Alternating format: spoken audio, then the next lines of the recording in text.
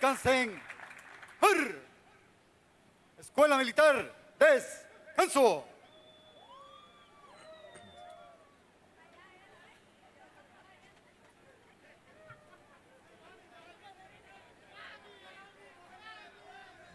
En estos momentos cedo la palabra al maestro de ceremonia.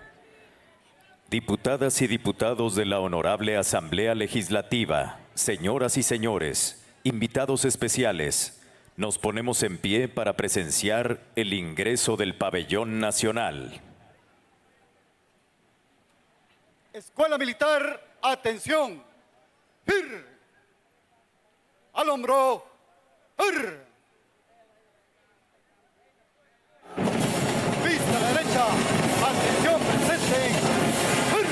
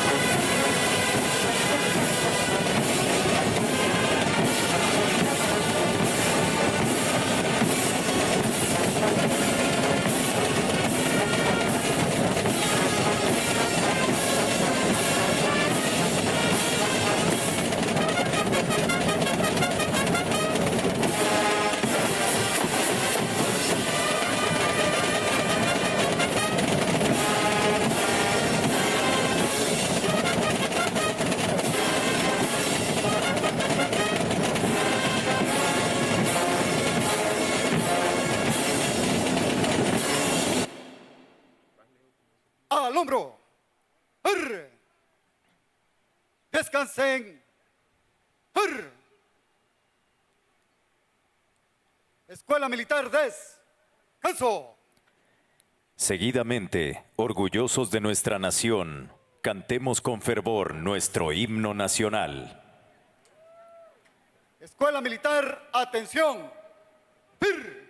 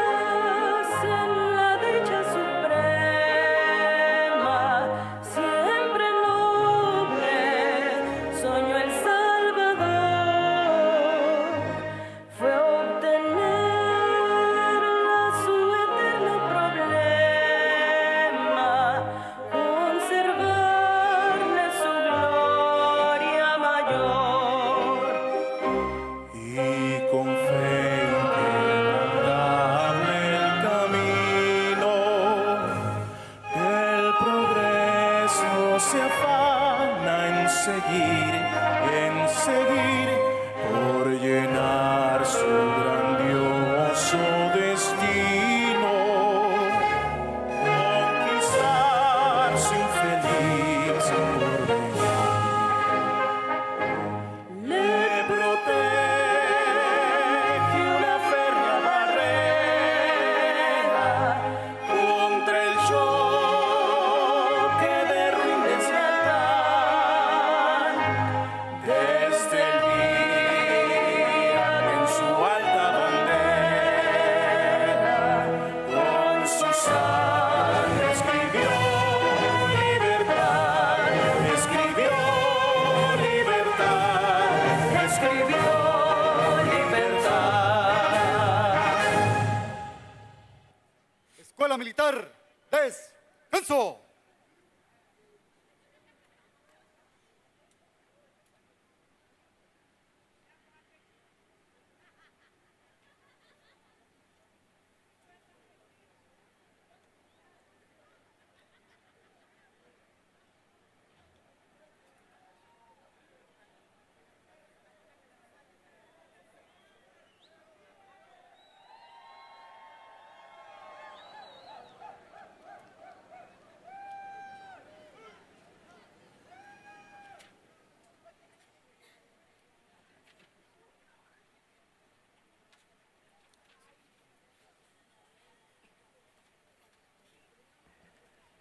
En estos momentos tengo el honor de ceder la palabra al señor presidente constitucional de la República, Nayib Armando Bukele Ortiz, para que dirija su mensaje a la nación.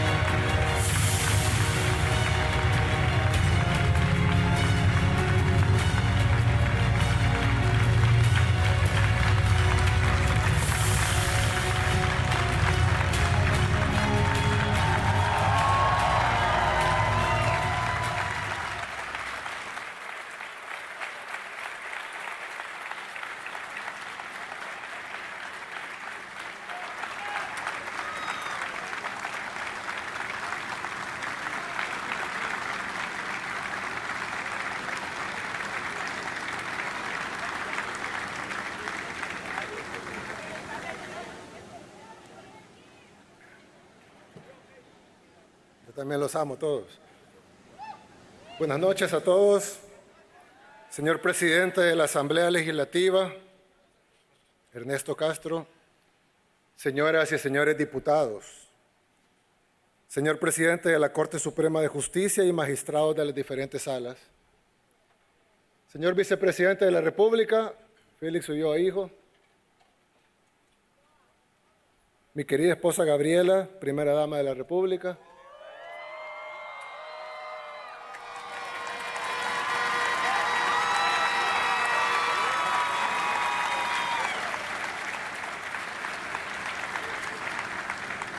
señores diputados al Parlamento Centroamericano, señor presidente de la Corte de Cuentas de la República, señora presidenta del Tribunal Supremo Electoral, señores miembros del Ministerio Público, señor fiscal general, procurador general y procuradora para la defensa de los derechos humanos, excelentísimos señores embajadores, y honorables jefes de misiones diplomáticas acreditadas en nuestro país, señor presidente del Consejo Nacional de la Judicatura, señores miembros del Gabinete de Gobierno, honorables representantes de organismos internacionales, mi querida familia que me acompaña acá, invitados especiales, pueblo salvadoreño.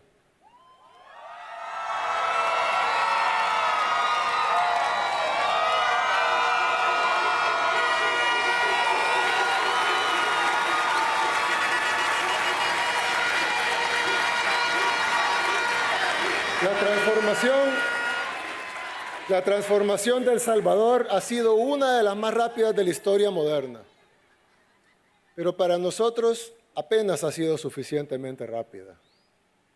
El Salvador de hoy no se parece en nada al que recibimos tras décadas de terror y explotación. El país que heredamos ni siquiera era verdaderamente nuestro. Independiente solo de nombre. Sus calles estaban controladas por pandillas y su gobierno en manos de los verdaderos gobernantes que siempre estaban a la sombra. Hace 6 años, el mundo ya había perdido la esperanza en El Salvador.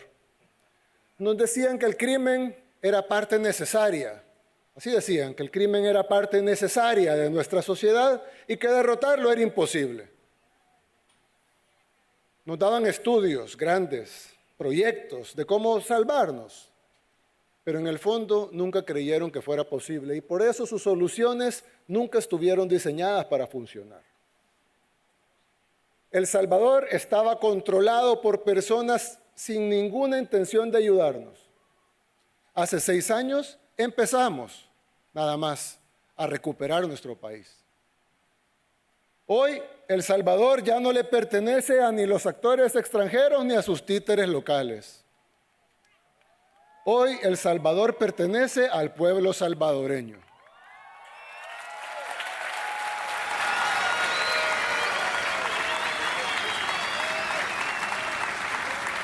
Ahora, el mundo habla de El Salvador y del milagro que por la gracia de Dios hemos logrado.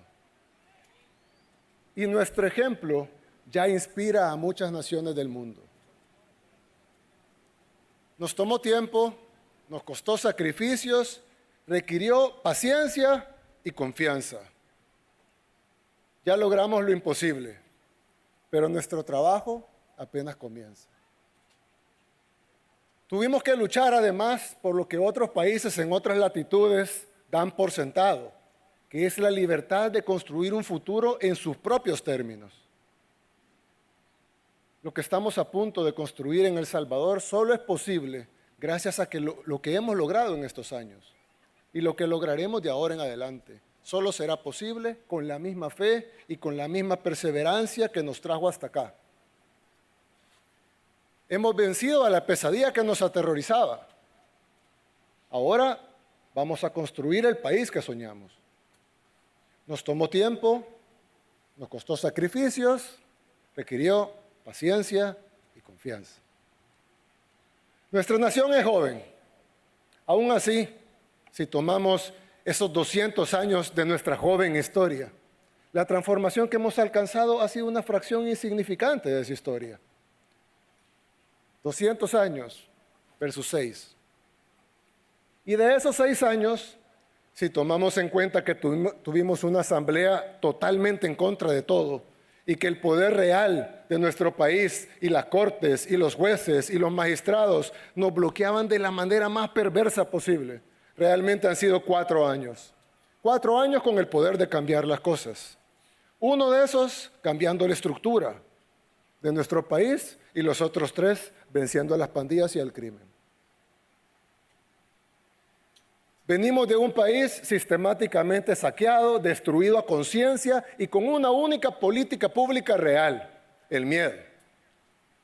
Miedo de salir de la casa, miedo de tomar el bus, miedo constante por nuestros seres queridos, pero también miedo al sistema de salud, miedo al sistema educativo, miedo al sistema económico exclusivo y voraz, miedo al sistema político y miedo en lo social. Los gobiernos eran meros administradores de ese miedo. Lo aplicaban a conciencia, lo rentabilizaban a conciencia. Recordarán cuando llegó la izquierda, rentabilizando el miedo social, el miedo económico. Algunos dicen que antes había democracia y hoy ya no. Han leído eso por ahí, ¿verdad? Que antes había democracia en El Salvador y que ahora ya no. Pero lo cierto es que antes solo se podía elegir entre la opción mala o la peor. La democracia, que algunos dicen que extrañan tanto, era la democracia del miedo. Los ricos tenían menos miedo que los pobres, pero nadie se escapaba. Todos tenían miedo. Y si alguien no lo vivió en nuestro país, puede venir acá y preguntarle a quien quiera. El que diga lo contrario, el que diga que no es así, es porque ese modelo era su fuente de ingresos y su estilo de vida. En otras palabras, los que vivían del crimen. Nadie más puede anhelar esos tiempos. Nadie más. Es imposible que un ser humano que sepa lo que pasó acá anhele eso. Los únicos son los que no conocen, los que no viven acá y no saben qué es lo que sucedió acá, o los que vivían de eso. Su institucionalidad, porque oyen eso bastante, ¿no? La institucionalidad era dejar que violaran a nuestras mujeres, que masacraran a nuestros hijos, que extorsionaran a nuestros emprendedores. Esa era la institucionalidad. Su transparencia era dejar que mataran a decenas de miles de salvadoreños y otras decenas de miles de víctimas que disfrazaban como desaparecidos. Algunos dicen que las pandillas dejaron 120,000 muertos en El Salvador. Pero si revisamos las cifras de desaparecidos en aquellos entonces versus las cifras de desaparecidos ahora, nos daremos cuenta que la diferencia es tan abismal que realmente un 90% de esos desaparecidos eran homicidios disfrazados. Y que la cifra real de homicidios es de arriba de 200,000 salvadoreños asesinados por las pandillas. 200,000 salvadoreños que deberían estar acá con nosotros, pero que sus vidas fueron truncadas por la falsa paz que nos vendieron. Porque todo se va uniendo. La transparencia, la institucionalidad, la paz, la democracia. La democracia era tener hospitales de lámina podrida, sin mantenimiento, pero preservaban la memoria histórica. O diseñar, no tener, diseñar escuelas con paredes de lámina, piso de tierra y techo de ramas, y llamarle a eso inversión en educación. Justo hace unos días estaba viendo el índice de democracia de The Economist. No sé si vieron cómo The Economist, un medio internacional, ha pasado todo el día, cada 3 horas, publicando artículos sobre El Salvador, bien preocupados por El Salvador. Pues ellos publicaron el índice de democracia del mundo, ¿verdad? Y pusieron todos los países del mundo con calificaciones del 0 al 10. 10 es el país más democrático y 0 el menos democrático. A mí me pareció curioso que fueran monarquías hereditarias las más democráticas, según ese índice de The Economist. Yo no tengo ningún problema con las monarquías, ninguno. Al contrario, respetamos la decisión soberana de cada pueblo que decide tener una monarquía. Aquí en el cuerpo diplomático tenemos esta noche representantes de países, amigos, que tienen monarquías. Nosotros somos respetuosos de la autodeterminación de los pueblos. Es más, hace un año tuvimos de invitado de honor al rey de España, quien es un caballero en todo el sentido de la palabra. Para los que lo conocen no me dejarán mentir. En nuestra toma de posesión no tenemos ni un solo problema con ellos, al contrario, los respetamos y reconocemos su derecho a la autodeterminación de tener una monarquía. Pero me pareció curioso que países como el nuestro aparecen con nota baja cuando nosotros elegimos a nuestro jefe de Estado en elecciones libres. El Parlamento se elige en elecciones libres. Y aún así, nuestra calificación es baja. Y los países que eligen a sus jefes de Estado por herencia tienen más puntaje que los países que elegimos a nuestros jefes de Estado por elecciones libres.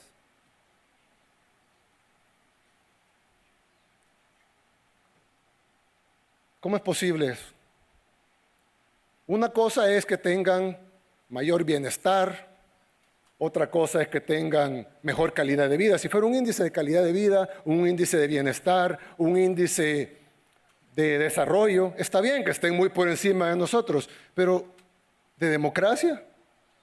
Quizás porque ellos hacen los baremos y por tanto ellos establecen los parámetros. Quizás si nosotros hiciéramos el baremo, nos calificaríamos mejor a nosotros y más bajo a ellos. Al final es quien hace el índice y a conveniencia de quién se hace. Alguien pudiera decir, no, presidente, lo que pasa es que son monarquías parlamentarias, lo cual es diferente, ¿no?, a una monarquía absoluta, totalmente distinto. Y por eso tienen puntajes más altos. Bueno, yo les haría la pregunta, ¿será que esos países avalarían que un país latinoamericano instaurara una monarquía parlamentaria? ¿Nos darían su apoyo o nos condenarían? Ahí se dan cuenta que democracia, institucionalidad, transparencia, derechos humanos, Estado de Derecho, suenan bien, son grandes ideales en realidad, pero son términos que en la realidad solo se usan para mantenernos sometidos. Usted no cumplió el índice de transparencia, usted no cumplió el índice de democracia, usted no cumplió el índice de derechos humanos, así estemos cumpliéndolo más que ellos. A los que manejan estas grandes agendas globalistas no les interesa ni la democracia ni nada de los otros términos. Ellos ni siquiera son democráticos. No les interesa el Estado de Derecho. No les interesan los derechos humanos ni la transparencia. Pero sí les interesa instrumentalizar esos términos. Les interesa que nuestros países vivan de acuerdo a sus reglas, reglas que además ellos no siguen. Un país monárquico, con alto índice de democracia. Les podría creer, como les dije, mejor calidad de vida, más desarrollo, más bienestar, etcétera, pero no más democracia. Lo que pasa es que las definiciones se adaptan dependiendo de quién se está hablando. Ellos ven un país como el nuestro, que está funcionando, que sigue sus propios métodos, con sus propios recursos, y dicen, no, eso no es democracia. Los vamos a llevar a la verdadera democracia, la que hacemos desde nuestras oficinas. Eso hicieron en países como Irak o Libia. Busquen cómo terminaron esos países y ahí se darán cuenta de lo que significa la democracia cuando se refieren a los países que deben estar sometidos. Significa destrucción, pobreza, subdesarrollo, sometimiento. Nosotros debemos acabar con todos estos sinsentidos. Les voy a poner un ejemplo de un caso reciente que pasó aquí en El Salvador. Cuando comenzó el régimen de excepción, ustedes se recuerdan que decían que habíamos puesto cuotas a la policía de arrestos. Eso dicen todos estos medios, la oposición, las ONGs, las organizaciones de derechos humanos. Nos acusan de que les exigimos a los agentes de la policía cuotas de arresto. Pues en esas cuotas de arresto que dicen ellos, arrestamos a un pandillero. El pandillero era menor de edad, no estaba tatuado, no tenía ningún tatuaje, no tenía antecedentes penales, era menor de edad. Y sabíamos que era pandillero por las investigaciones de la policía, nada más. El niño símbolo de la oposición. Menor de edad, joven, no tiene tatuajes, no tiene antecedentes.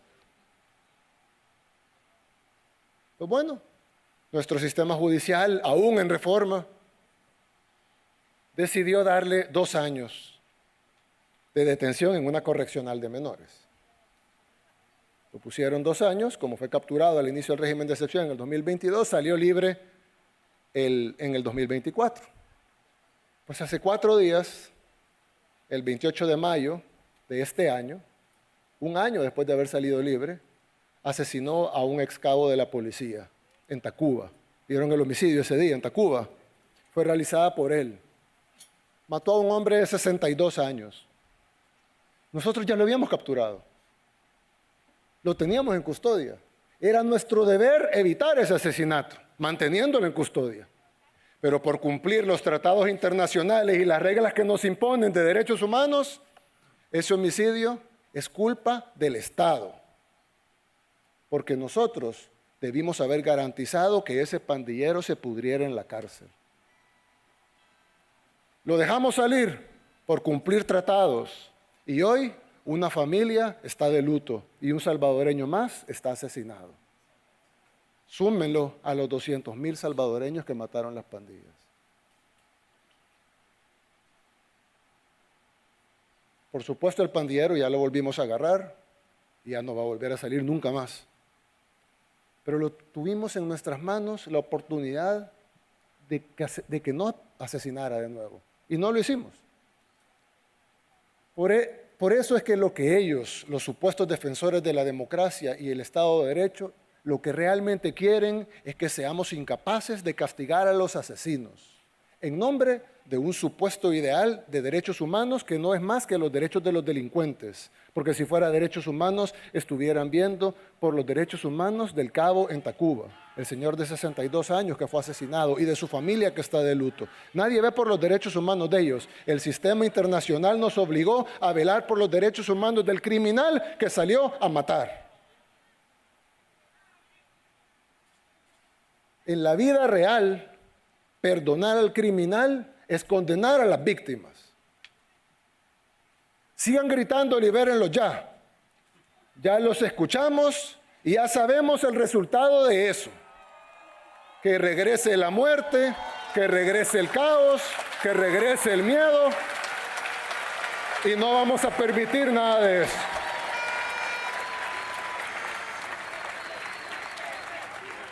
Así que no los vamos a liberar ya ni nunca.